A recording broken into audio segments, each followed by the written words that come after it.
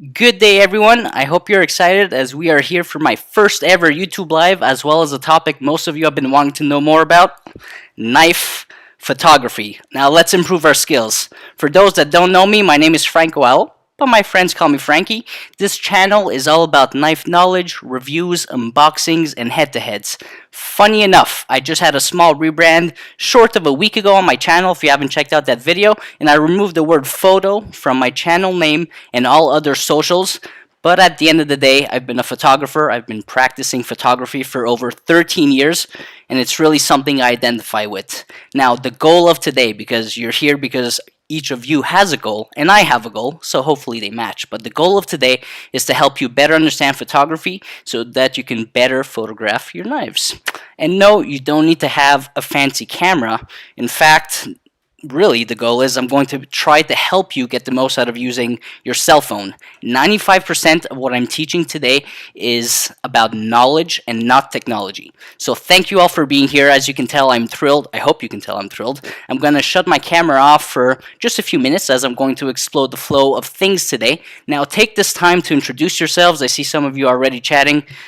That really warms my heart up. Now, let me know where you're joining us from, whether you're maybe Lubo from Bulgaria or Eduardo from Mexico. Just let me know where you're from because it's really going to help me figure out if I've done a good job by trying to schedule a time where most people who are interested can join this live. So I'm going to put the workshop topics up on screen in a second. I'm going to turn my video camera off and I'm going to take you through some extra pieces of information. So here's the topics that we'll be talking about today. And I do want to mention, because I give credit where credit is due, so a big shout out to Alex Coley for being the first to ask me to put together a knife photography workshop. Now, Alex is a member of our Japanese made knives, cutlery, and conversation Facebook group. If that's something that interests you and you want to join a group of passionate Japanese kitchen knife enthusiasts like myself and thousands of others, a link to the group is in the video description below. Now, some housekeeping, because I want this workshop to feel legitimate, and a legitimate workshop has some housekeeping rules. So chat is open for discussions and questions. Trust me, it makes me nothing happier than to see you guys talking about knives while I talk about knives myself. Now, I'm not really going to be monitoring the questions during these topic modules. So if you want me to potentially see your question, it's best to save your questions for the Q&A section at the end of this workshop. I do, however, have a moderator for chat to make sure the discussions are clean and no one is being a bully or worse, a jerk. It happens. Now, that moderator, of course, is none other than my lovely wife, Becca, who knows exactly the type of humor I think is fine and where you've crossed the line. So enjoy yourselves, talk amongst yourselves, but keep it clean, and let's make sure everyone feels welcome. Now, here's something important before we delve into the topics. It isn't because you have nice knives that you're going to have nice knife pictures. Those are very separate.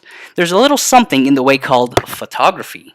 Now, photography doesn't care if you have a Ashi Honyaki or a Shun Classic. If you want a nice knife picture, you need to understand photography and you need to work for it. It isn't free. So that's my goal today, to make sure that you realize you can't get good results with knife photography if you simply concentrate on the knives.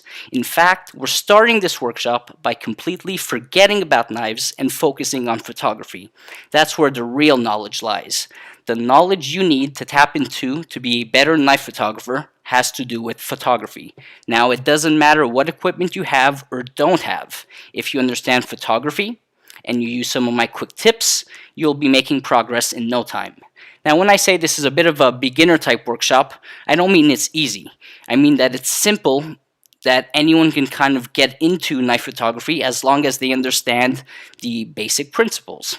Now, advanced techniques aren't anything we're going to be covering, though we will have, I'm sure, if this is well received, an advanced knife photography workshop. If you do find my knife photography workshop has value, it will be made available on my channel after this live recording, so please share it with anyone whom you think would benefit, as it really helps me out. Now, let's get started. About photography. Now, just like anything else, when we're talking in the forums about where's a knife from, why should we care about this knife, the value of a knife, a lot of people go back into kind of a bit of a historical context. Teruyasu Fujiwara invented this, or some other smith was the first to do that. That gives value to the product because we understand where it's coming from. And so, if we're to talk about knife photography, for a second, we need to stop thinking about knives and we need to start respecting photography because, as I said, these pictures, nice pictures, don't take themselves. And so I thought this could be, a fun little photography history lesson, but I'm going to keep it very simple. And even though I don't have a red square around the first date, that one is really important. So 1664 to 1666, Isaac Newton discovers that white light is composed of different colors. Without that discovery, we would not understand photography as we understand it today. We wouldn't be able to make the changes that we do when modifying lights that we do today. When post-processing an image, we wouldn't understand how changing the hues of one color over another would affect our images. So, super important discovery. Then we're going to jump about 150 years to 1814. I'm going to say this name in a way that's probably both French and Italian. So Joseph Nicephore Niepce achieves first photographic image with camera obscura. However, the image required 8 hours of light exposure and later faded. So why is that an important discovery? Well, it's an important discovery because, again, I want to show you the value of how much easier our lives are today when we pick up our mobile phone or digital camera and we take a picture. It's instantaneous. Give it 5 more seconds. If you're connected to your phone with Bluetooth, all of a sudden it's on your social networks and hundreds, thousands of people have access to it.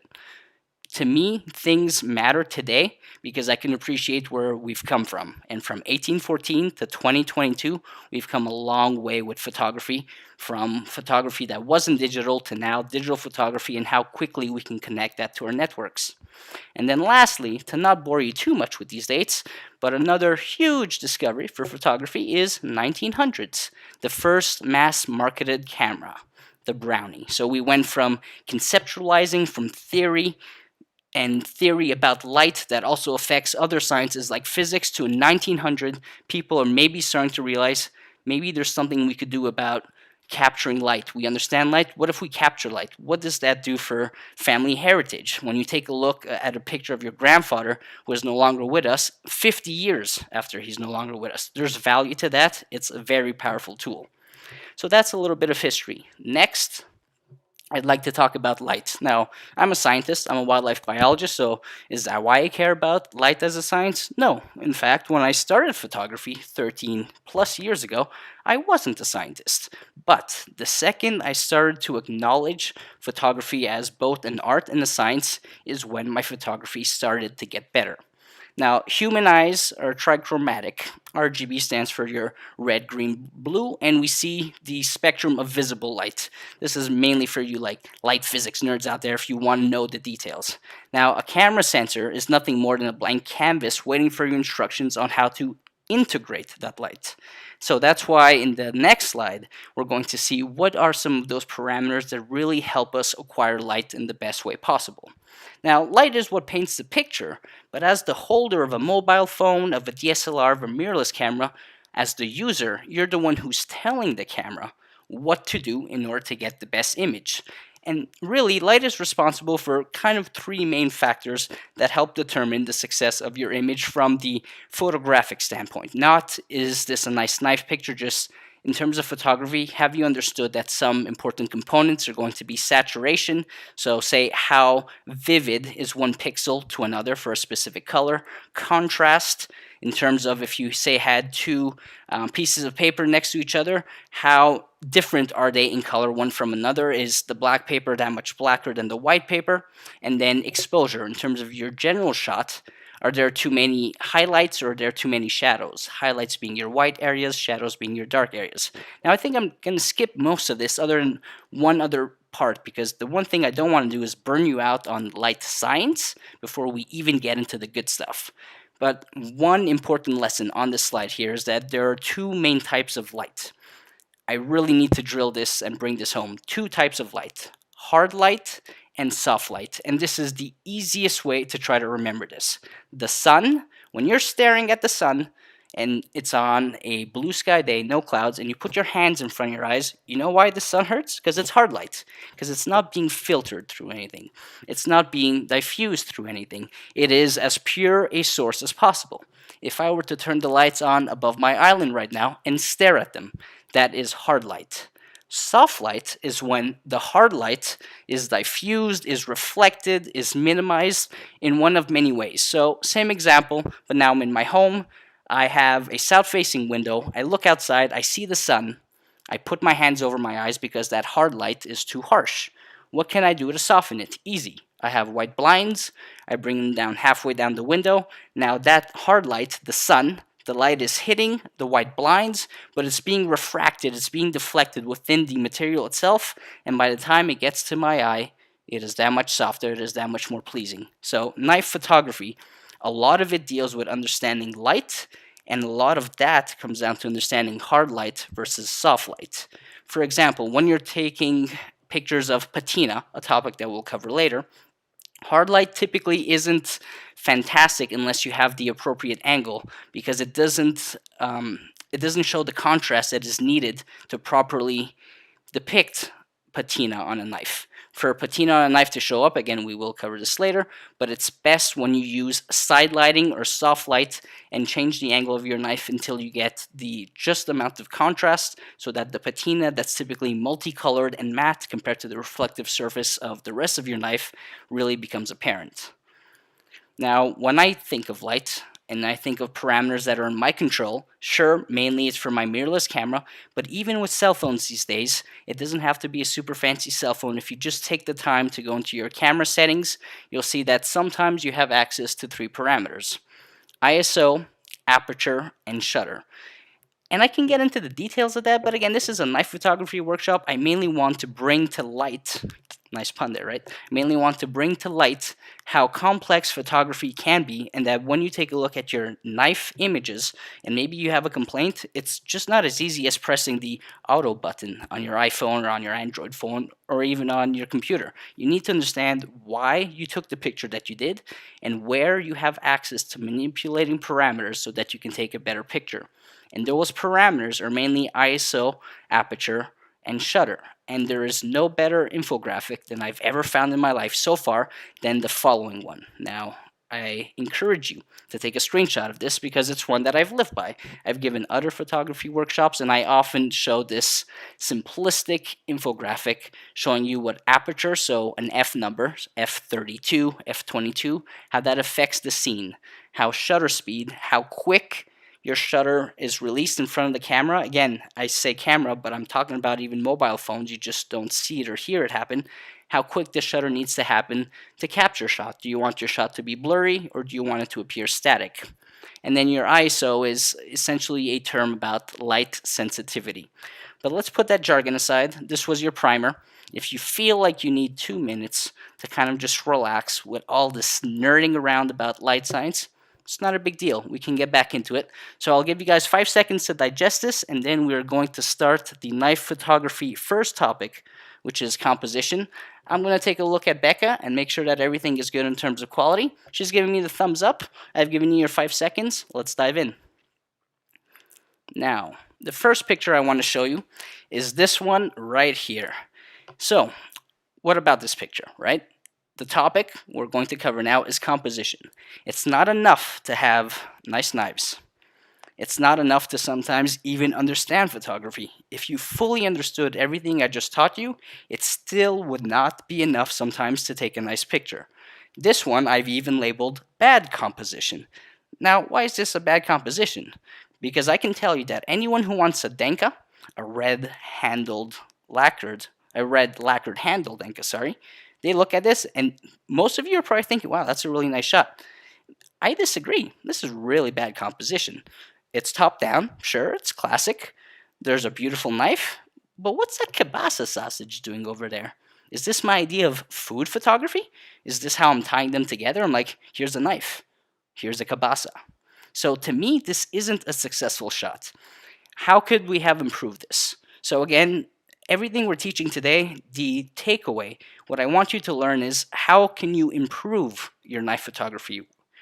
If you take a look at this picture and you see a knife and you see a kibasa and you like it, honestly, thumbs up, good for you. I'm not here to tell you how to interpret this image, but we're going to be looking at some images analytically so that you can understand what I see is an issue and how to improve it, and then hopefully you pick up on that too, and then that helps with your knife photography. So knife and kibasa, the reason it's not really working for me is, A, there's a really big distance between that knife and that kibasa. If I wanted to, I could have choked up on kind of like that zoom in range of the kibasa and the denkaperi. Maybe if I showed the knife cutting through the kibasa, a knife in motion, that would have been fantastic. But as is, though this is a great photograph in terms of lighting, shadows, composition's not too bad, it doesn't really speak to me. And therefore, if it doesn't speak to me, I would think for the most part it doesn't speak to you. This picture would be so much better if I just removed the kibasa sausage. Now, when I took this picture, I didn't know at the time I was going to be teaching a knife photography workshop, but I can tell you that I took it thinking if ever I have to talk about bad composition, I'm going to use this shot. And so that's why I'm here. I'm here to show you that my pictures aren't perfect. Sometimes I take pictures purposely for educational purposes. This is one of them. So this is a bad composition, and I hope you understand why. So if we remove the kibasa, it's better. If we have a picture of this knife cutting through the kibasa sausage that shows a knife in motion, in use, it's more dynamic. Instead of the top-down angle, it'd be probably best if it was just right in front of the cutting board. But as is, sure, maybe it's a good-looking knife. I can tell you it was a tasty sausage, but you don't know that. And so I'm not creating a powerful image. It's just a nice image. Next, we have what I call a better composition. Now, why is this better? That's a good question. I think a lot of this is going to be subjective. I can tell you why I don't think it's great, and it's because that handle is cut off. It's because the bottom of the cucumber is cut off. Again, think about your cell phone. Let's forget about mirrorless cameras or DSLRs. You grab your cell phone, and if this is what you see in your preview, and you click, then you're guilty of not making this image as great as you can. All you'd have to do is move up 3 inches. Probably about 3 inches, and now the whole cucumber would be in frame. The handle to that denka nikiri would be in frame. And what do we have to the left? And that mango would be in frame. Now, the reason it's not a fantastic picture is because, once again, it's a little bit random, right? You got a mango, a bell red pepper, and a cucumber. I can tell you, even though I haven't seen this picture in weeks, that I know exactly what we were cooking because I see the tool and I see the ingredients, and I can tell you we were about to make salad rolls because this is the combination of ingredients I would have used in that. So you know what would have made a better picture? A, I zoom out a bit to make sure that that composition is tight. And 2, maybe I just put a salad roll there, right? You have your ingredients, you have your knife, you have the finished product.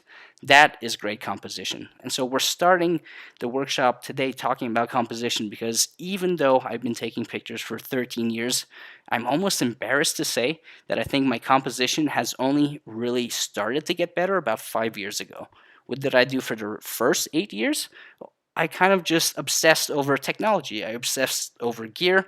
I obsessed over just taking the shot and dealing with it later. Whereas now I'm so much more specific in how I want to build my pictures. I think about how I want to use them, even the social media platform. If it's for Instagram, for instance, I know that Instagram will prefer a 1-to-1 ratio type image. So that just basically means a square as opposed to a 69, which is what you're seeing in front of you.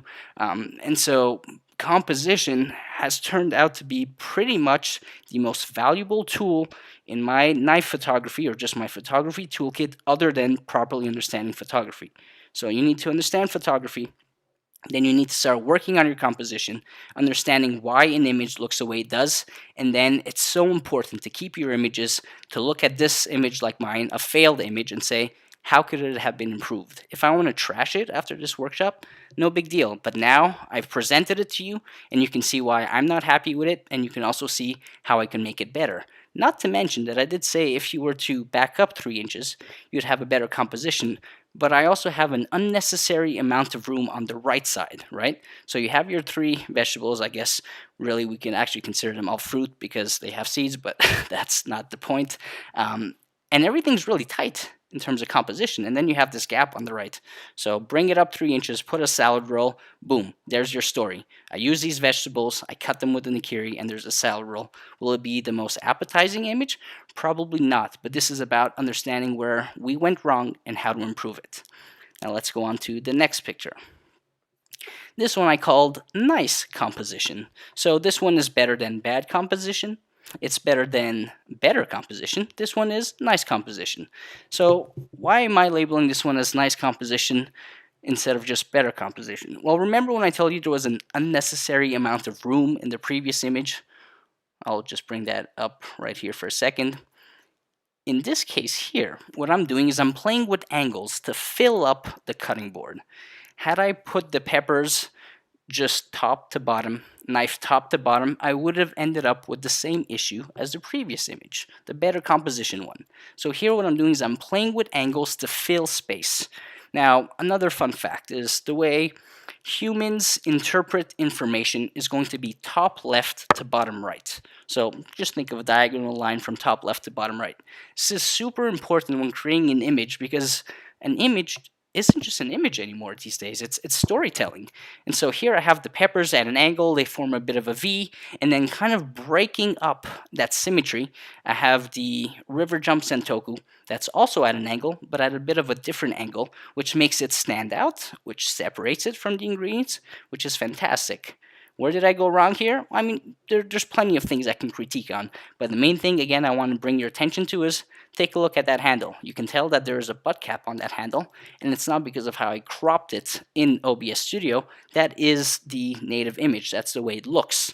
Had I just gone up another inch, 2 inches, I would have had more of the subject in frame, and I wouldn't have cut off the handle. There is no reason to cut off the handle as I did. So this is a nice composition, not a great composition. Next image, this one I'll call it a great composition. Why? Because again, the idea ever since I showed you the first image, the bad composition, was to show you how we're improving by better understanding how even just the placement of tools can help us get a better image. So this one I've labeled great composition because once again, if you've noticed what I just talked about earlier, the eye interprets a scene from top left to bottom right. And here, or in the previous image, I had two different types of angles. One angle, a V angle, with the peppers, and then the Hinora river jump had its own angle. Here, things almost look chaotic, but yet it works. Because, I'll be honest, this is pretty much exactly as I dropped it on my cutting board. I didn't intend to take a picture. What I did intend to do, though, is the knife wasn't yet on the cutting board when I took the picture. I took a look at how I dropped the ingredients on the cutting board, and I said, oh, there's a gap there. Like, the hakata would fit perfectly. And so I took the hakata, and I placed it in a way where it was appealing to me, and then I took the picture. So this is a nice picture because the story that it's painting, to me anyways, is these are the ingredients that are going to get cut up. I don't know what's coming next, if this was against social or Facebook or whatever it is. I'd probably show an image of, I think we made some like birria type tacos, but this is a nice picture. I don't have too many complaints other than, again, it kind of feels random. You know, is this a publicity for the pepper? Is this a publicity for the red onion? To be honest, I think the knife stands out the most, maybe because I think it's really attractive, but we're also not wasting too much space. Sure, there's a bit of a gap in the bottom right, but coming from where we started with the bad composition image, this is fantastic. Next picture is this knife bar image, and this one I think is great composition. The reason it's great composition is because we're filling the frame and my angle is so clean. We're going to talk about angles in the next topic, perspective, so I won't get into it now, what I mean by a clean angle. But there's very little distortion, if any, in the image. You take a look at the knife bar, and if you were to measure the height of the knife bar all the way on the left side of the frame, and then all the way on the right side of the frame, it should be relatively the same height. We have great symmetry of knives where we start with the Shan Classic, that's a 150mm petty. Then we have a 180mm Zuin Banka. Then we have a 182mm Hakata. And then we have, I believe, a 165mm Saji Banka. And so I'm kind of creating a triangle. Triangles in photography are so important in terms of images that really captivate your attention without you even knowing subconsciously. Any image that includes a triangle, and it can be quite literally a triangle, like think a pyramid in Egypt, but even if just the objects form a triangle in your mind, I don't know what it is psychologically, but humans are attracted to that. That is why, to me, this image works. I've created a bit of a triangle with the symmetry of knives. This same framing, this same composition, had I rearranged the knives, say from shortest to longest, would not be as impactful as it currently stands. So think about that for a second. Think about how not only did I start this workshop with, let's learn about light science, and then half of you probably fell asleep and you're like, this sucks, I want to learn about knives. Well, now we're learning about knives. We're talking about composition. And then even with composition, now we're going to start talking about angles. But that is why this image works, because it is relying on the fact that triangular forms, even if we just see it subconsciously, I really wish I could kind of just draw it over this image, but I'm sure you can see what I'm getting at, will be more appealing to the human eye and brain. Now, this image is mainly to demonstrate that when we are trying to take the best possible images we can of our knives, sometimes it's just not enough to rely on what's in front of us. And what I mean by that is, no, I did not use 5 knives that day to cook dinner. This was, almost like a bit of a studio setup. I put these knives together in this order so that I could take a picture of them. But if you take a look at the background, that doesn't really look like your typical couch upholstery, or it doesn't look like an island kitchen material. What is that, right? Good question. Well, that's a knife roll. It's a West Japan Tools knife roll. And I used it because, and I know not everyone likes this image, I've shared this in the group, and I understand why, and I agree, but that is not why I took this image. It's busy, yes. But I took this image and I'm showing it to you because I want you to know that when you are taking pictures of your knives, you are in control. If you don't like your backdrop, change it. Get creative, get inventive. I think this knife roll on its own looks fantastic. Sure, behind these knives it might look a bit busy, but the quick lesson with this image is simply, if you don't like the background, change it. Get creative, go to a hardware store, buy a piece of plywood if you want something that feels a little bit earthy. Go to an arts and crafts store, buy some foam board, as you'll see I did in the next few topics. So that's essentially the idea behind this composition. Composition is good. All knife handles, all blades are in frame. The angles are good too. It doesn't look like there's much distortion to the blades. And we have a different background just to make things a little bit more interesting. And then probably one of the better compositions too, though of course, if you've been listening to me rant on about try to get the items fully in frame, you're like, well, Frankie, the sheet pan at the bottom isn't in frame and your squirt bottle isn't in frame. Absolutely. A lot of the time when I take these images, I'm not always taking them because I'm thinking, oh, I can't wait to post this on the Facebook group. No, I'm sharpening and I quite literally look down and I've put these items kind of haphazardly together. I'm like, oh, that looks good. Let's go grab the camera. Oh, hold on, let me wash my hands because I have a bit of sharpening silt on it. And then I just try to take the best possible picture that I can in the moment. So for most of you out there, you're not professional knife photographers. You're kitchen knife enthusiasts. You enjoy buying quality knives. You want to use these quality knives at home. They make you happy. They make your family happy. And when you take a picture of your knives, you want to be able to show that. You want to be able to demonstrate that passion to others with a picture.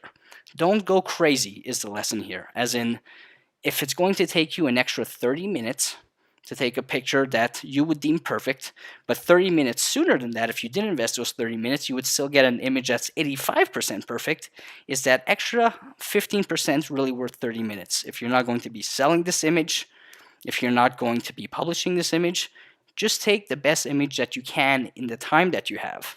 But again, I will promise you, if you start taking pictures of your knives, what we're going to be learning today, even in less time, knowing what you do now, hopefully there's some new lessons learned, but even in less time, you will take better pictures of your knives. Why? Because your brain will be quicker to kind of interpret your scene and determine what to do to take a better image.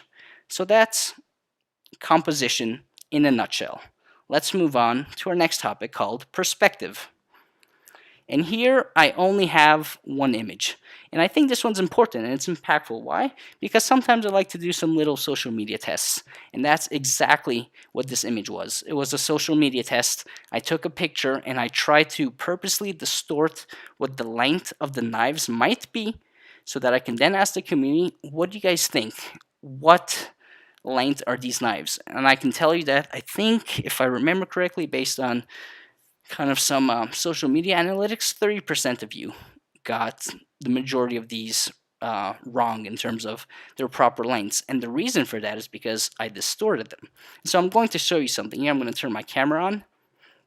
The idea of distortion and the idea of minimizing it. So this is a 120 millimeter petty.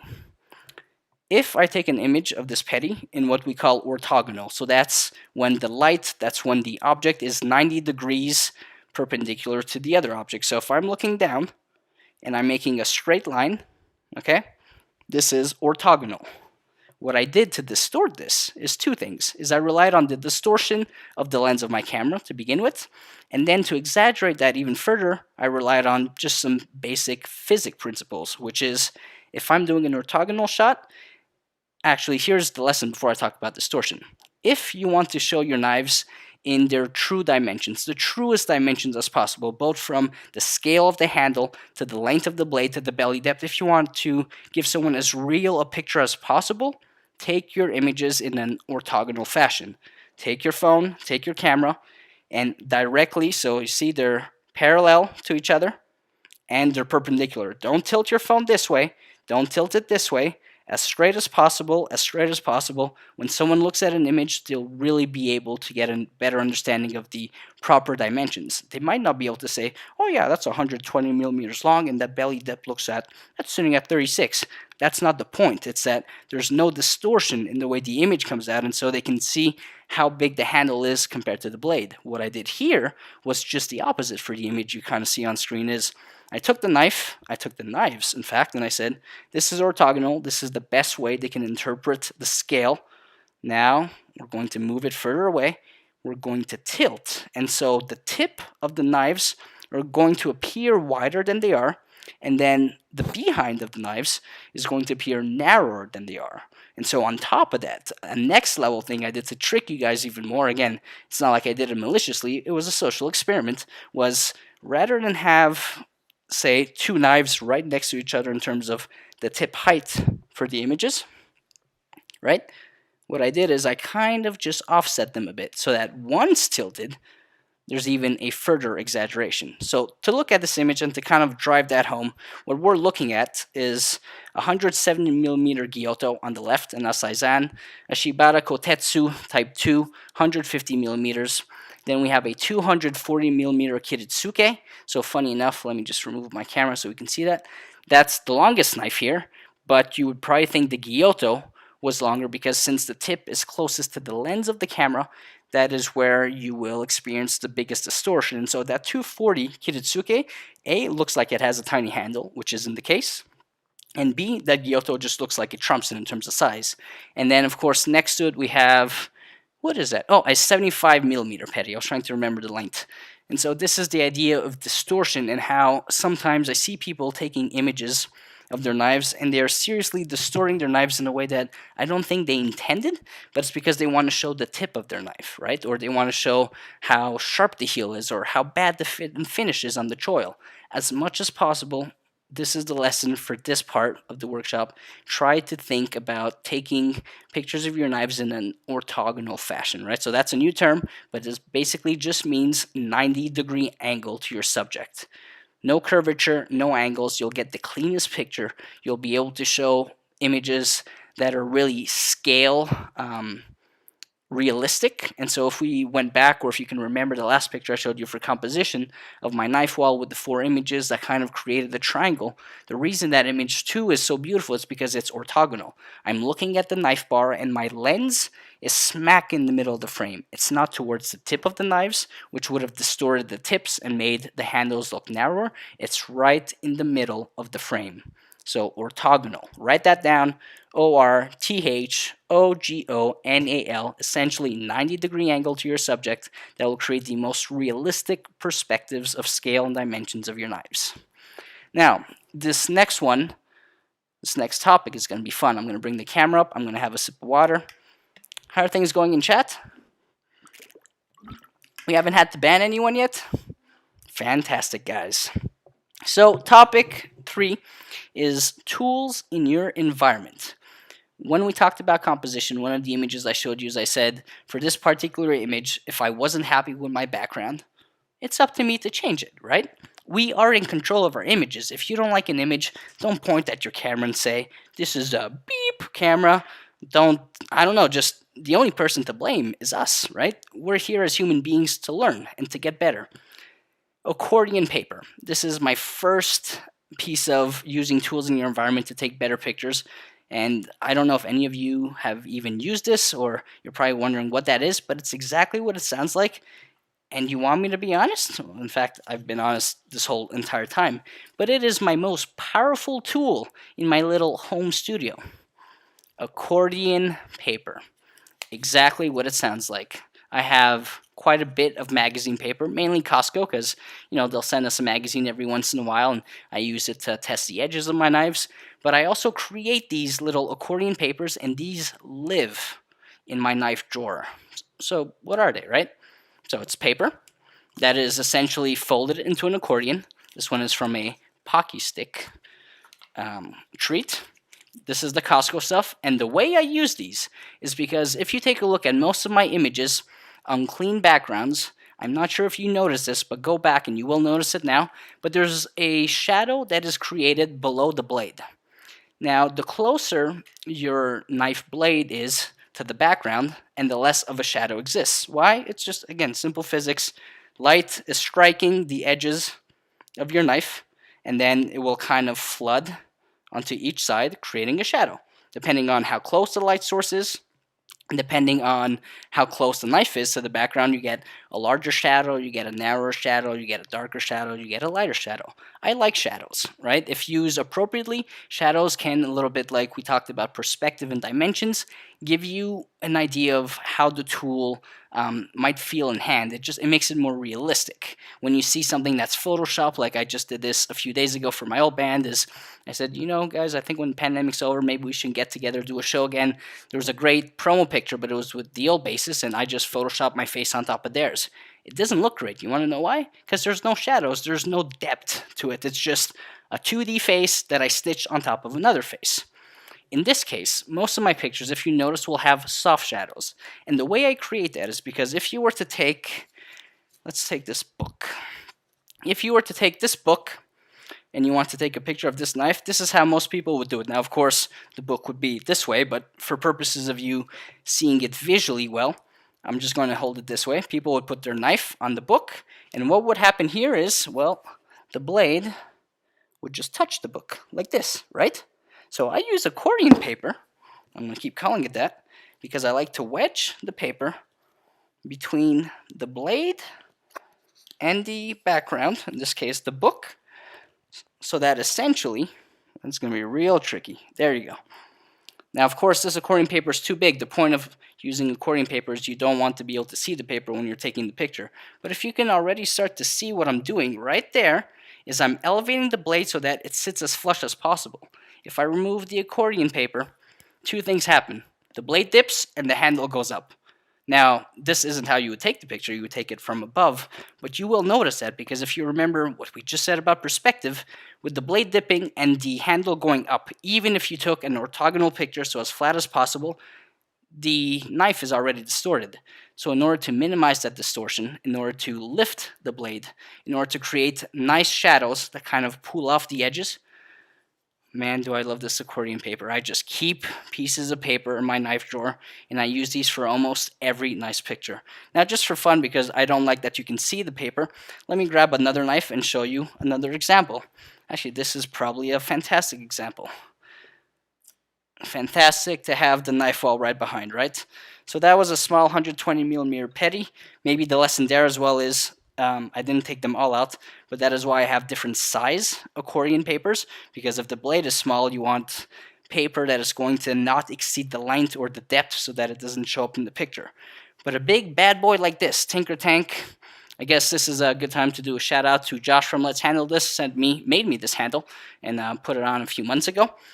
Now this is a heavy blade, so accordion paper does work, but if I take one of this flimsy magazine paper as my accordion paper and put it underneath, Tinker Tank's just going to crush it.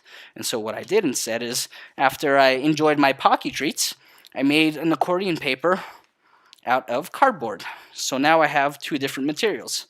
So when I put, let's see, when I put this accordion paper, I'm going to do this, it's maybe a little half-assed, but the point is the knife is much straighter now than it would have been. You see, I can still see a bit of light coming through the handle right there. So I'd have to readjust it. I'd probably bring the paper closer to the tip, but the point is, if I were to take a picture, right, I'm creating those nice shadows, and in terms of composition, everything is nice and clean and orthogonal. So I feel like I can talk about accordion paper forever, but that's not the entire point of this topic. So once this workshop's done, everyone grab your magazines that I know you're not using, but rather than just trash them or use them for paper tests, make yourselves little accordion papers. These are lifesavers for images. The next tool in your environment that is in your control, typically, depending on where your house is your window. This is a south-facing window. Why do I like it? Well, the sun is pretty much, there's always a good amount of influx of available light, right? Sun rises this way, sun sets that way, and so this is always a good window that has a lot of light. But depending on the time of day, that light might be harsh, and it might be relatively right in front of the window, of course a little bit higher, creating more of an illusion of hard light than soft light. A lot of people I see take pictures beside their window, and that's fantastic. But remember that your window has modifiers. If I bring that blind down, you see, you can even see the way the camera is trying to expose. If I bring that blind down, I will be softening the light. Now, when we talk about hard light, a lot of people also have vacation pictures like this where they're not properly understanding how light affects their image, but they take the image anyways. How many images do you have where you're down south on vacation on the beach and the sun is right behind your loving family members and they're just silhouettes, and you're like, why is that the case? Well, because when you're using something like a phone as a camera and you're clicking on the subject, the camera is trying to take the best exposure to not overexpose the scene. When you have hard light behind you, the sun, your camera is basically going to expose for the brightest part of that image, and therefore you're going to look just like a silhouette. So use your window to your advantage, but try to notice how it's affecting it. I typically would not take an image of a knife while staring at the window, because that's kind of like that down south silhouette example I just mentioned. A lot of people will do this. Mark Gonzalez does this really well, is with the window, use side lighting. So if this is where your window is at, rather than taking a picture facing at the window, potentially towards the hard light, take a picture parallel to the window. The light is softer, it creates more contrast, and contrast is something that's going to be super important when we get to the next topic about patina. Other things you can do when I say you are in control. So yes, you are in control. You can use things like accordion paper. Understand where the light is coming from. In your windows, is it south facing? Is it west facing? That's really going to help you determine better times of day to take images of your knives. Use things like books to prop your knives up. And then not all of you might have something like a reflector, but this is huge when it comes to using the light that you do have. Oh, hold on. This is going to be a bit makeshift. See, I have a studio light right behind, so it's aiming right at me. I don't think this probably won't work out too well. You can see it on my face, right?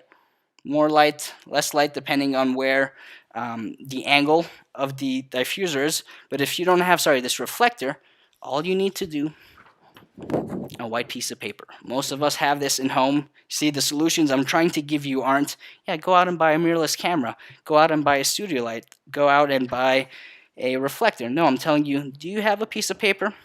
Do you have some magazine paper? Perfect. Use this to prop your knife, and use this to create light, to bounce light. If light is coming this way, which it is, and I were to place the sheet at a downward angle, I'd be reflecting more light potentially behind the subject, because if light is coming this way, illuminating the knife from the direction of light, then potentially I have harsh shadows behind, and if I want to minimize those, take something like this, a white piece of paper, which we all have, and just aim it down.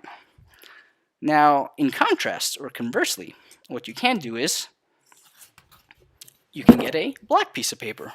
the opposite effect. This attracts light. This takes light for itself. It says, I'm not bouncing light back to a knife or back to anything. I will accept all of it. I am greedy. Black, white, those are the differences. This reflects, this absorbs. I've been using black backdrops a lot now for months because I'm a really big fan of how it's been affecting my more studio-like pictures. I don't want the light to bounce around on my background. I want us to focus solely on the knife, and so that's where these black foam boards have been super handy. Is essentially I'll have the knife on top of it, I'll have accordion paper to keep it propped up, and then essentially this absorbs the majority of the light. Whatever shadows show up will be dependent on how strong my light source is, how close it is to the knife, and then you end up with minimal shadows, and it makes for a super attractive shot. In fact, of course, if you've seen the poster for this workshop, the Takamura, that's taken on exactly this with a very similar lighting. So use tools in your environment. There's no excuse not to like your image. You can buy a black piece of paper for a few cents. You probably already own white paper. You don't even need to spend a few cents. You get magazines all the time. You probably have at least one window in your house. That's how I need you to start thinking about knife photography. I need you to start thinking about what you have and how you can use it to improve your knife photography. You already have everything that you've needed, probably for years. The difference is today we're tapping into those skills that maybe were skills you weren't aware of, and you will be using this to take great pictures. Now, I don't think I have this in the video description to this video, but of course the point of this is because I want to help share some of my knowledge. I've been doing knife photography for, I don't know, at least 7 years out of those 13. And so I'd love if you guys wanted to share images with me, do it whether it's on my Instagram or Facebook. Share your images with me after this workshop and let me know, have we been able to make a dent in improving the quality of your knife photography skills? Because that's the intent. I'm not here to listen to myself talk. In fact, it's quite nerve-wracking because all I'm thinking about is, I hope they get something out of it. So let me know if you do get something out of it. Let's move on to our next topic, but first a little bit of H2O. If you're watching me drink and you're dehydrated, now's a good time. Now, let's go into one of the topics that I'm sure lots of you have questions about, and hopefully, even though I don't have too many images, I will be able to help kind of demystify how difficult it is to take a picture of patina and what you can do to take better patina pictures. So we have one image here of two knives with patina. These are both Shirogami 2, so white seal number 2. Top is a 182mm Hakata. Bottom is a 150mm Ko Kiritsuke. So, patina. Oh boy, this is a topic of controversy, a topic that isn't always well understood. I'm just going to go ahead and say it again in case you haven't seen my video on patina yet, because that video is quite specific. But patina can develop on your carbon steel knives, and yes, I know it will blow your mind, stainless steel knives. It's not stain steel, it's stainless. Now, both of these, of course, are white steel, but I'm just driving that home because I want you to know that your stainless knives can also be the subject of patina. So, in terms of pictures, is this a great patina shot? And the answer is no. If you take a look, and this is a close-up, it's not cropped, it's how I used it was my camera, yes, not my cell phone, but it's how I used my camera to get as close as possible to see the details. But it's not a great patina shot, because I feel like I could have accentuated both the colors of the patina a little bit better and increased the contrast. So contrast, again, being that point of reference where you're looking at the cutting edge, you can see that cladding line and you're thinking, is that patina or is it something else? If you got to ask yourself that question, then you haven't done a good job at kind of exploring and portraying what it is you're trying to show. And so here, in a quick kind of like wizard trickery post-process move that you can easily do on your phone, what I thought is, you know what really increases contrast? Because this image was already taken, and I still wanted to show it to all of you to say, check out the sick patina on my knives. And so what I did is, I turned it into black and white. Now, black and white is going to be a process which, again, you don't need to have Adobe Photoshop for. Go on your iPhone, go on your Android. Most modern phones these days, when you click on Edit, you have choices like you can increase the highlights or you can decrease the contrast. You could up the shadows, and you also have a saturation. So if you bring that saturation level pretty much to minus 100, whether you see that value or not, it's just move the slider all the way to the left, you will have a black and white picture. Then you can increase the contrast, and you will have done exactly what I did here. Start with an image that I wasn't too proud of. Initially, I was proud of the knives because I looked at them in person and I said, I'm really starting to have a pretty nice patina, like I want to show the group. Then I took the image and I said, well, now the image is taken. So I have two choices. I can take the picture again and do a better job, or I can use the image I already have, and in about T minus 5 seconds, we'll have a black and white image. So this is the result of that black and white image. It's more clear that the patina is present and how dark it is. Now, at the same time, when we talk about patina, back to this specific knife wall picture, but it's important, as most of us know, to realize that depending on the steel we have, depending on what we cut, if we're taking images of multiple knives trying to show the patina is going to look different on all of them, potentially. As an example, all the way to the right, we have my Sajibanka. That patina on the cutting edge is so dark, and you can see it without even having to kind of like magnify the image. Why? Because I cut lemon salad for, I think, a few hours just for fun, because I knew that would work. The Hakata has the same level of patina in this image than it did in the previous image, but it's less apparent, though it's still there, and it's not super attractive because if this is to be a patina image, to me it appears to be more an image of a group of knives. And then same thing with the classic Shun, as well as the Zuenbunka. The Zuenbunka has a bit of patina, barely, but you can't see it this way. So if you're going to be taking a picture of your knife and you want to demonstrate patina, that is kind of why I showed you the last two pictures. Try to get as close to your knives as possible. Something like this. Could I have gone closer? Sure. But the goal of this image was, of course, this was also a thumbnail used for a video. Lemon Salad Force Patina is the name of the video. But it was to demonstrate that by just making lemon salad, not having to necessarily force the patina without the use of a knife in cooking, just by making a simple, delicious lemon salad, I was able to really darken the cutting edge on this Denka Petty. Now, this image is particular because I'm about to teach you a lesson in the best ways to take a picture of your knives demonstrating patina, and you'll see that in the next picture specifically. But I say that this one is specific because it kind of breaks the rule that I'm going to teach you, but I'm going to tell it to you anyway so that you can start considering this. Patina is all about contrast. If you want to show a knife, the patina of a knife, then you need to be able to demonstrate a large difference in contrast between the cutting edge and the cladding. Now, we're going back to hard light versus soft light.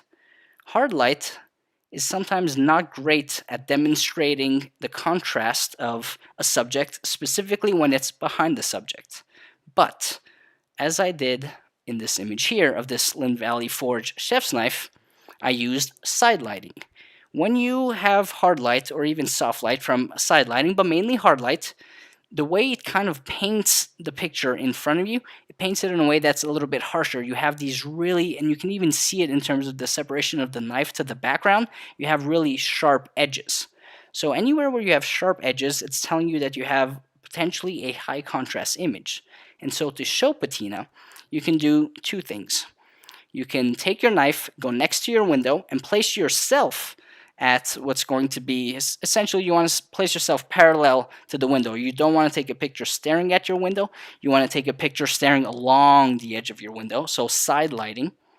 And then the second thing you can do is, again, go in your phone and don't be afraid to click that edit button and increase the saturation a little bit. You're not distorting the image in a way that it's unrecognizable. Photography is all about having a purpose, right? It's different if you go into Photoshop and you draw in patina that isn't there. That is deceiving. I don't agree with that. But if you want to increase the saturation, that's working towards your end product, and there's nothing wrong with that. So understand that a good patina picture is about trying to increase the contrast and the color. Those are the two most important photographic tips that you need to understand. What is patina? That's the scientific question. I have a video on that. We can simplify it, but then from the photographic perspective, when it's you taking a picture of your knife, what does it mean to have a good patina picture? It means to increase the contrast and to increase the saturation of what you're looking at so that you can tell that there's a significant difference. Here we have beautiful hues of mainly blue. There's even just a little smidgen of yellow right by the tip, and I can see that. Why? Because it's a good patina picture. I can also see that there's really dark hues of gray right above the creeping, what he calls his twisted W's Damascus. And then finally, we have what isn't another great picture of patina. So this is essentially the same bunker that you saw in the knife wall picture, but yes, this is pre making a lemon salad, so the patina wasn't as stark as you saw in that image. But the reason this isn't a great picture is because, again, I have that overhead lighting. So when you're trying to take a picture of patina forming on your knife, the lesson for this whole topic is try to use side lighting, and better yet, let me see. I might, yeah, I'm going to try this. I'm going to go back to the old chapter just so I can have the camera back. Better yet, don't be afraid to experiment with angle. It's all about angle, and you'll see it right here live on YouTube. So here's the knife. This is kind of like overhead lighting because the main source of light is coming right in front of me. Just move the knife until you have the desired effect. I do that a lot with my patina pictures. Sometimes the side lighting isn't as great as I thought it was because it's a sunny day or it's a cloudy day. There's so many factors when it comes to patina, but you can see it as I move it, the hues of yellow and blue on this petty. And so do the same thing. Don't just put the knife there.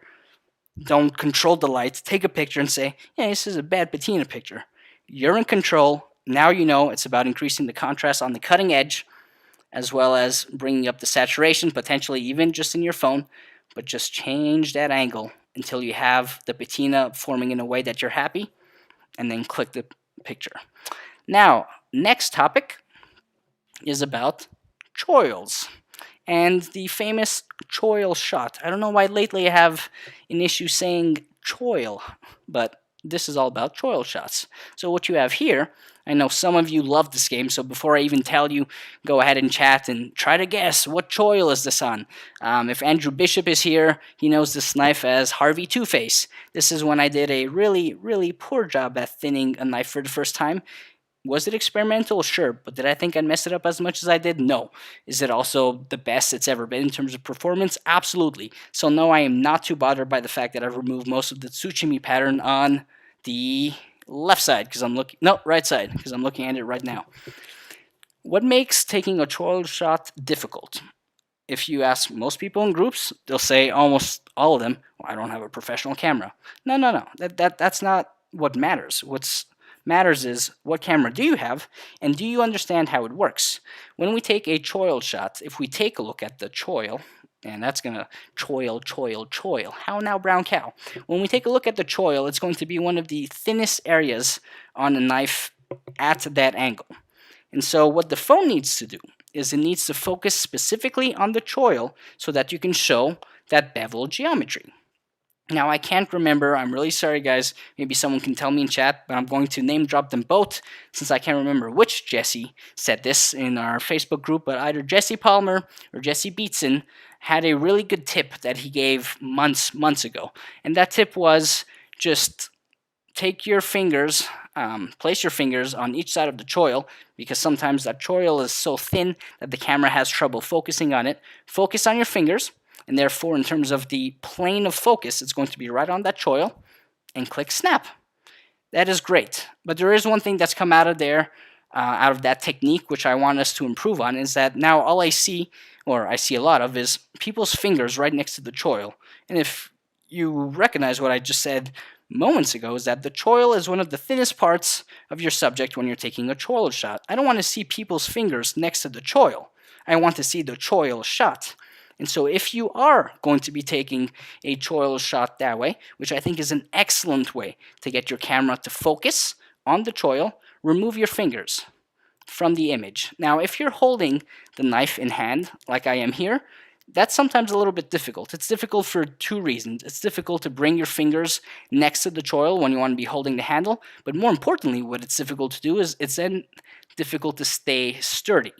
And so I'm going to bring my camera back on now, because the next thing I want to tell you, and we're going to continue talking about choils, is when taking a choil shot, it helps when you have a stable floor beneath the choil. These are cool shots when you take a choil shot like that. It's really nice. But those choil shots are going to be harder to take than if you put your knife on a sturdy surface. What I like to do too is I'll take, say, another book or two and kind of just wedge the handle, right? So now you have, let's see what I can do here. Perfect. You have a knife on a book or on your kitchen island, whatever, something that's sturdy, and then you have two other items kind of holding the handle in place, right? And now you can go with your phone. Let me grab my phone. There's knives everywhere now. Got to make sure I don't get cut. Now you can grab your phone and you can get close to the choil. If you want, you can put your fingers on each side. You can click on the screen on your fingers so it focuses there. Of course, your fingers would be the opposite way, right? Because now this is on a book. And then you just remove them. And that way you get the cleanest choil shot possible. No fingers in your shot so that it doesn't detract from what everyone wants to see. Like, how thin of an edge is that? Is that a nice bevel? Oh, it's a Fujiwara. It must be rough. The fingers here work. I guess, again, that's subjective, but they work because what I was trying to show is I had been thinning a knife for hours. It was my first time thinning, and I was proud. I wanted to hold it, right? That was kind of like my sense of pride. I didn't want it to feel like just an inanimate object on a book being held by two more books, then put my fingers, remove them. It wasn't just about the knife. It was about the job that I had put, the amount of hours that I put into this knife. And in the background, though blurry, you have my baking sheet pan. You can see all the silt from sharpening. There's my little piece of ebony, because that's where I always kind of just lay my knife when I'm working on it so that I can take a look and see what needs to be improved. So use tools in your environment. Use books, use something heavy to hold the handle. Use your fingers like Jesse Palmer or Beatson. Sorry, I'm not sure if someone in chat has clarified that for me, but it was one of the two has recommended. If using your phone, if using your camera, it's typically a little bit easier. But the other thing to do with the phone is try to recognize where the lens is on your phone. If you want to take a better choil picture, most people will do this with the lens above. If you want to get even closer to the choil, flip the phone so that the lens is even closer to the handle, and then bring it as close as you can. Focus on those fingers and take the shot. So let me show you a few other choil shots, as well as demonstrate why this image that you're seeing in front of you isn't necessarily the best choil shot. It does show the bevel, it does show the geometry. It's sharp, that's important. That's more important than almost anything else. But the background is also important. Here's another choil shot. Now the reason I'm not a fan of this one is, in terms of choil, so this, by the way, is the Fujiwara times Sugi cutlery knife that, why am I blanking? Michael Lee sent me from the Facebook group.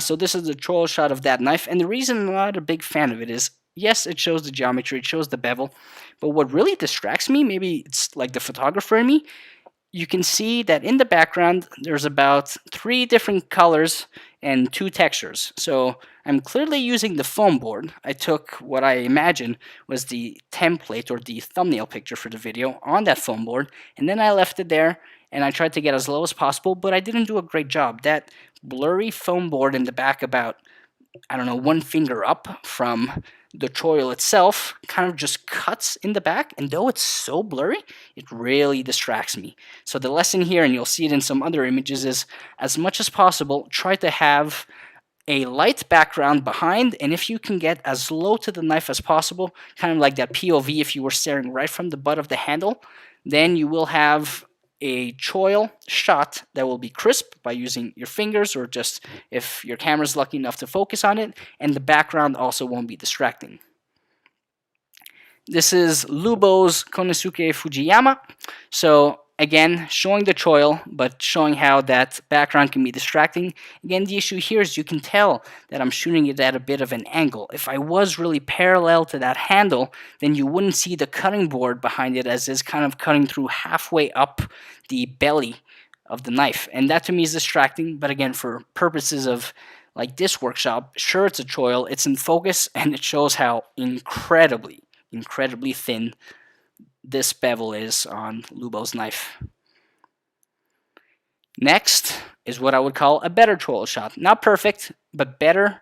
It could be sharper, but what I do like is we're talking about having a clean background. Now, when you have a very reflective background, like a white wall, or in this case, I'd say that a lot of choil shots that I like to take, I'm actually staring right out the window. So that hard light is great because I want my camera to overcompensate and to darken the scene, because the background is still going to be so much brighter than the choil, and the choil will almost silhouette, and that I find super attractive because you end up with these very hard edges that gives you a very clear idea of what that bevel geometry looks like. This is a Brian Raquin Giotto from last year.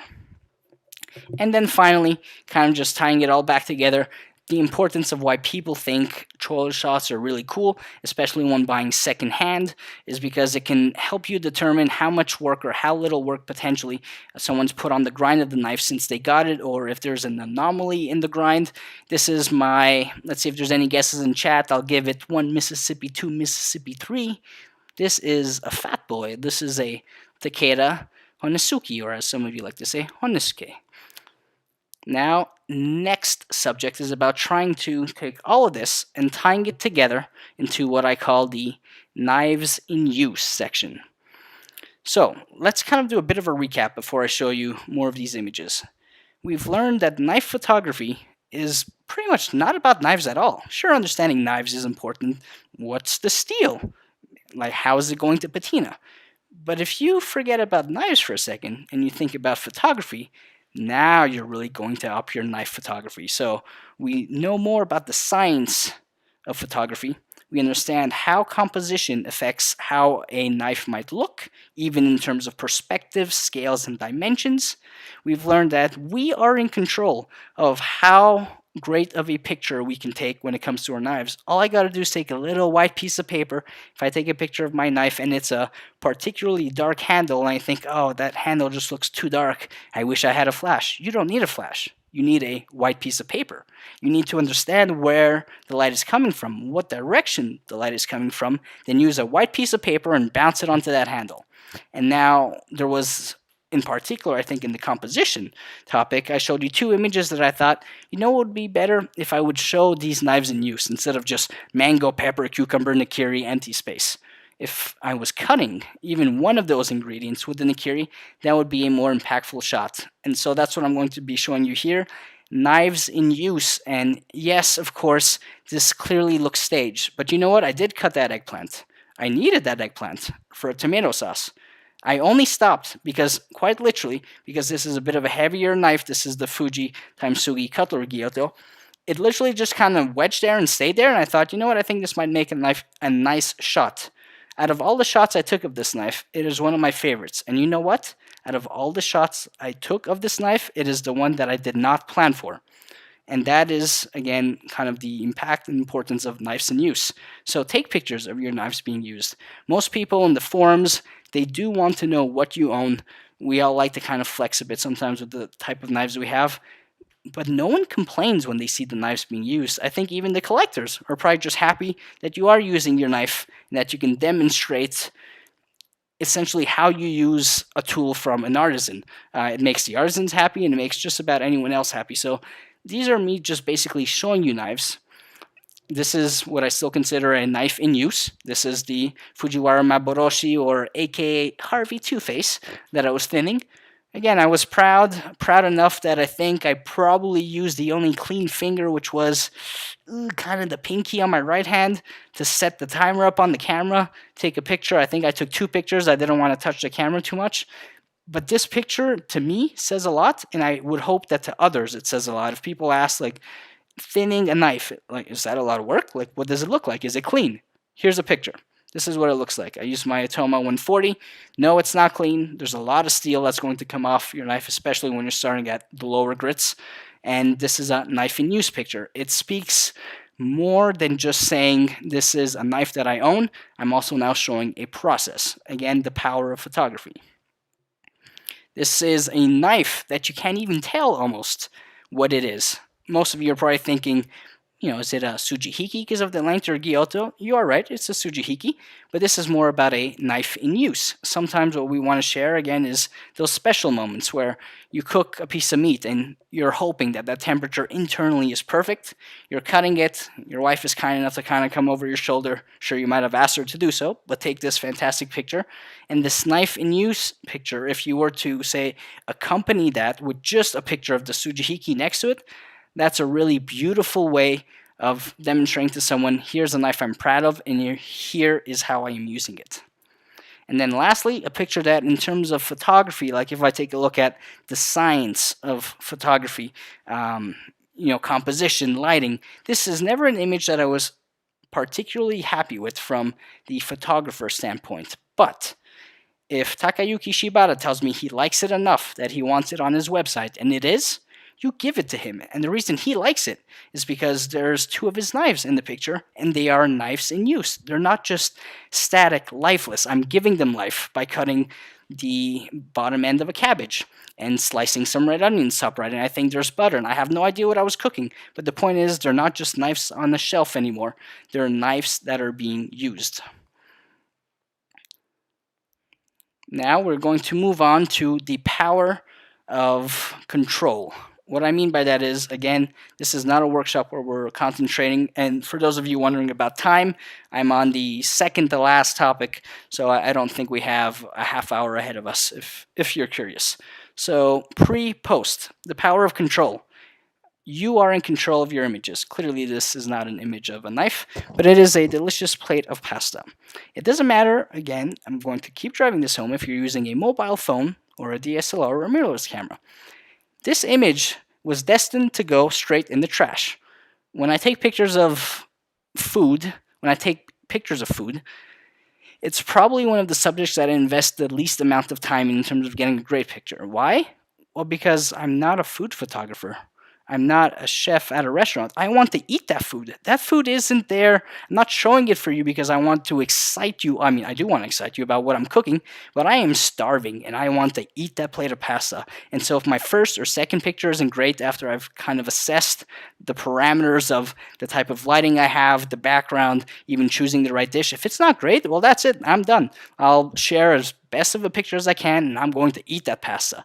But the reason I'm showing you this is because with something as simple these days as going into your iPhone, your Android phone, whatever you want to use, and clicking on the edit button, and now understanding that you can be in control even after an image is taken of exposure, saturation, contrast, highlights, you can go from an image that looks like garbage to an image that looks like less garbage. Still not a great image.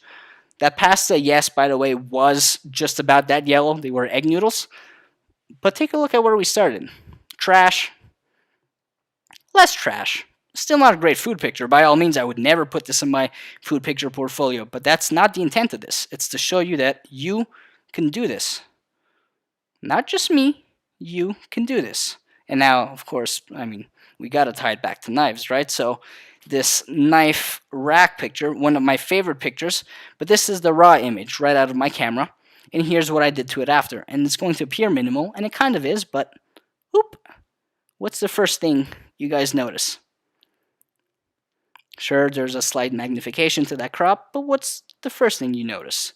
The first thing you notice should be that the light switch, or I guess your plug in your DC switch, has been removed.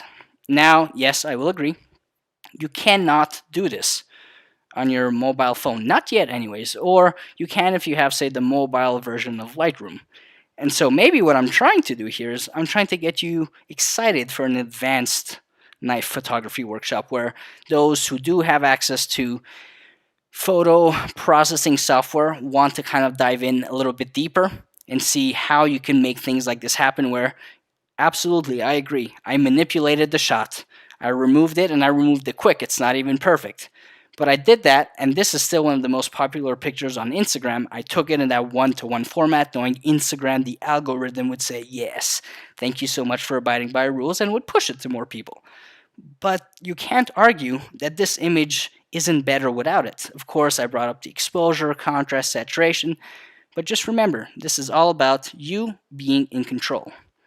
And then lastly, if you've liked my knife project 2021, and I just announced, what are we today, Saturday, so 2 days ago, knife project 2022, all of this relies heavily on understanding the subjects that I was using, the knives, how the different steels, the different finishes, how light is going to bounce differently on all of that. Kurochi, right, being a dark finish, is going to absorb light more than it's going to reflect it.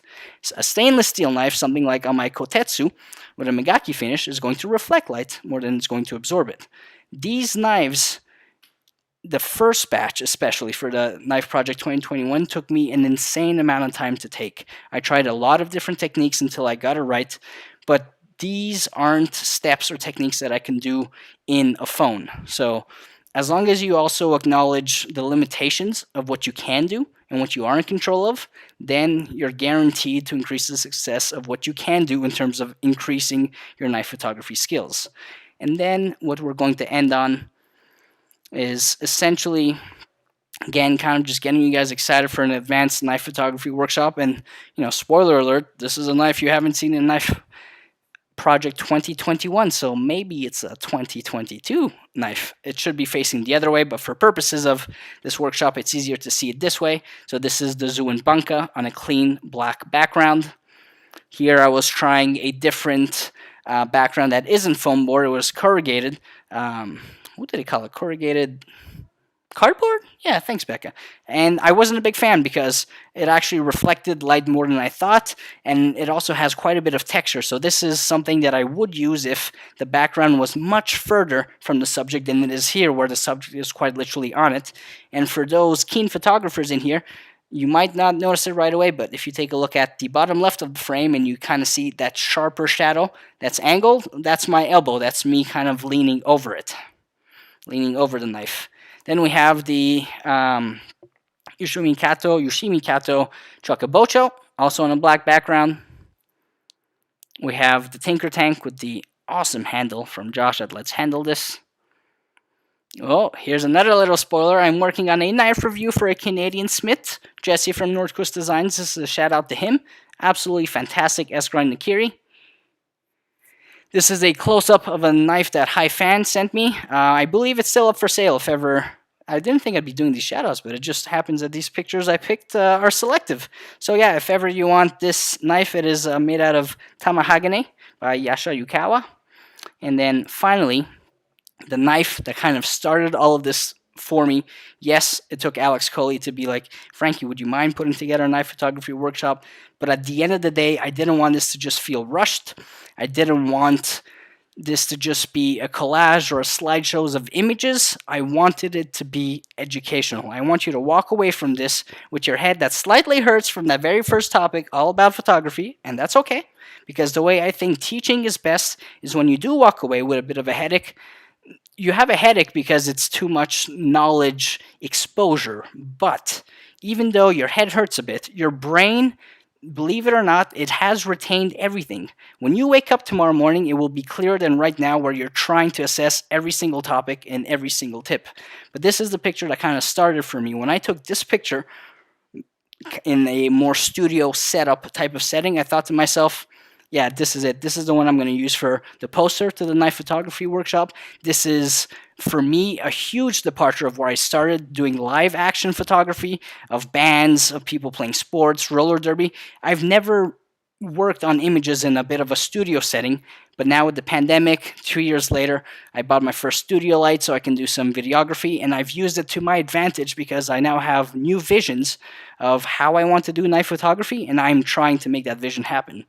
So with that, thank you guys so much for joining the knife photography workshop. We are at the section where this is just camera chat. I'm going to see there's, I think, a 20-second delay But I'm here so you can see my face again. I know I've kept my face mainly in the background as I went through the topics, but if the goal was for you to listen to my voice and to see images and to retain that information, then I thought the best way to do that would be to remove myself from the equation, because as an Italian, otherwise I'd be like, yeah, the Choil shot, you gotta get close, you gotta get low, you gotta get orthogonal, the window. So I thought this was better. Remove myself from the equation, talk about the knives, talk about some skills.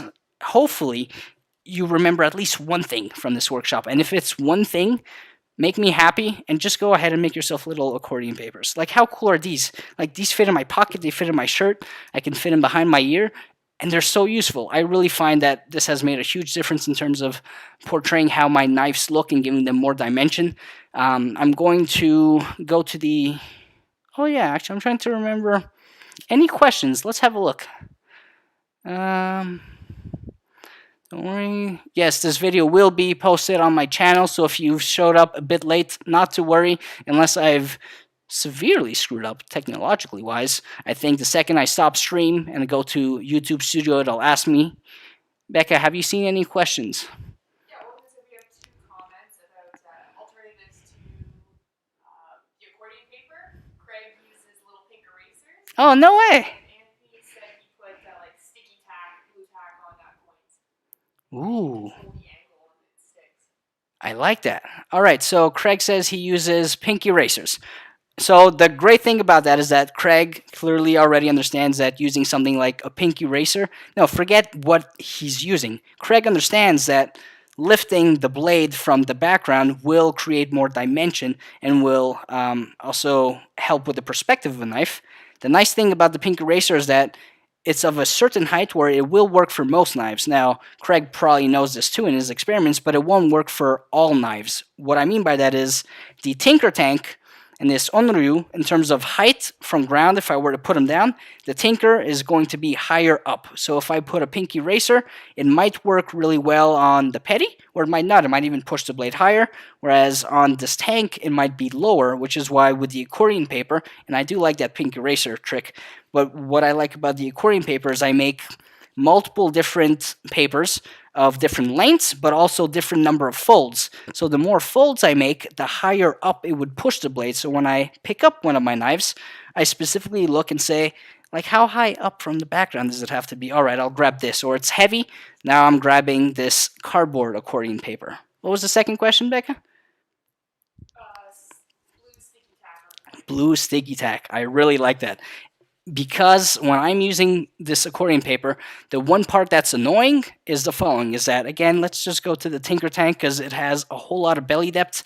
But if I place the accordion paper right by the spine, well, it's just going to dip. And so most oftentimes what I find myself doing is I place the accordion paper for a shot, and then you can kind of just see me just push, just push, just push. Oh, it's stuck out. Okay, push back, but now I'm getting close to that cutting edge. So where the tacky tape, the little blue gummy tape, where that helps is even if, say, you said it was Tony who said it, right? Anthony.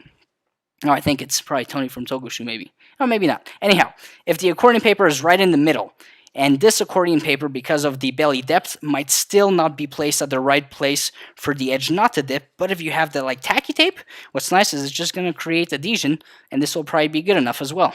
So great. I'm happy to see that the community, even if you're not necessarily adopting right now the accordion paper, the point is you have a solution to your own problem because you understand how it works. Any other questions, Becca, you saw? Because the chat's really small. Yes, that is fantastic. Who said that? Anthony. You got it. You already got it. You can be doing this workshop. Yes, if you don't have a reflector, you can take white paper, you can wrap it around the book. Just take some painter's tape. Now, of course, if your book is really dark, it will affect the amount of reflectance, but still, I'm such a huge proponent of using what you have. So many people will tell me all the time, well, why don't you have that stone, or why don't you have that lens? Because money isn't infinite, and I want to make the best out of what I have. And so if this is the lens I have, and I only have white paper, and I don't have a reflector, no big deal. Anthony, great idea. I hope you guys heard that. Make a reflector yourself, whether it's taping paper to a book. Aluminum foil works really well too. In fact, it gets closer to what this looks like as a reflector. I also did manage to catch another question. Eduardo, my most used lens is a Fujinon 16 to 55 on this XT4. The body I upgraded from an XT2 in November. Now again, many lenses will work, but this is the one I like. It's constant aperture f2.8. It is, however, on a crop sensor, so really the 16 to 55 is more of a 24 to 70 on a full frame 35 millimeter. Nice, an advanced photography question. Yep. On that note, for people who maybe don't know everything about lenses, what are you looking for? A long lens, a short lens, a macro lens, a wide angle? Like, keep it really basic. Okay, well, I'll try to keep it basic. Good question from Becca. So, in terms of lenses, if you are moving, actually, it's not true. You know what? We're going to talk about your phone because I promised that this would not be too advanced. We can do the same thing with the phone. Should you be zooming in with your phone when you're taking an image, or should you not? Here's what happens when you zoom in. When you zoom in, same thing as taking a lens and zooming in, and regardless of the focal length, when you zoom in, the one major thing you're doing is you're going to be increasing background separation. And background separation is what got me into photography. 13 plus years ago, I was gawking over National Geographic images. Why? Because you'd see an image of wildlife, Sahara lion, that I haven't had a chance to see yet in nature, but it's so isolated from its background that it makes it feel realistic. What those nature photographers are using are really long lenses, which separates the subject as much as possible from the background by blurring the background. So if you take your phone or look at it from the lens perspective, the longer the lens, the more you magnify, the more you're going to increase that separation. My knife wall is out of focus, yes, but it's not out of focus enough that you have no idea what's going on. If you zoom in on your lens when you're taking a picture and you click to focus again on your subject, what you will be doing is you will be helping increase that background separation, which is going to be great, especially for things like your Choil shot, where if you're taking a Choil shot on this knife wall, well, with all these distracting elements? No way, man. That's not going to work. Try to have a simple background. Zoom in with your phone camera just on the choil, and that way you increase that background separation. The background's a little bit blurrier, and you get a better image that way. Let's see if there's any other questions. Thanks, Craig. Super appreciate it. Golden yellow. And it shifts the colors. Ooh, nice. So Philip has a good question. I'm going backwards. I think I see Nick has a question too. I will get to you, Nick, I promise. So my cutting board is a larchwood cutting board, and I believe Philip's might also be larchwood, regardless. Actually, no, it says satinwood. Point is, it gives a yellow hue to his images. Now, of course, if you're not using something like a DSLR mirrorless and going in post-processing, what can you do to reduce the hue? Well, I would say honestly that the first thing you can do is go on your phone and, if anything, decrease the saturation a little bit. Will it decrease the saturation of your whole image? Absolutely, but typically, unless you have a handle that's really bright too, if we take a look at any of the blades I have, blades are going to be one of like two colors, black or three, black, grays, and whites like your stainlesses. So reducing the saturation never really hurts the way the knife itself looks, the blade, I should say. It can the handle if they're colorful. In this case, funny enough, we both have hues of yellow, grays, and blacks. And that's how you can deal with it in post-processing. If you're talking about how you can deal with it in person, I don't have too many suggestions other than take a look at the type of lighting you're using. If it's tungsten lights on top of that, that's going to be even worse for a yellow cast. Yeah, a cast that is yellow. Or the other thing you can do, I believe I said that was Philip, is use something like a reflective piece of paper to find a different light source that you can bounce on to kind of help mitigate that. And if you're thinking immediately, well, that's work, again, that's the whole point of this, right? You're dealing with what you have. If that's not working for you and the tools in your environment aren't helping you get the image you like, maybe then the second solution I have for you is just remove that cutting board. If the cutting board isn't important to the image and based on the available lighting you have, the available tools, it's still leading to a hue that isn't super attractive, remove the cutting board. You've already done the most important thing, which is notice that the cutting board is increasing the yellow hues in your image, and therefore that means you have the solution because you know what the problem is. Nick, I've had really bad natural light in winter with the way the windows face. What's a good synthetic light source? Okay, so Nick, you want a good synthetic light source? I used to use nothing but flash for night photography, but there's two issues with flash photography.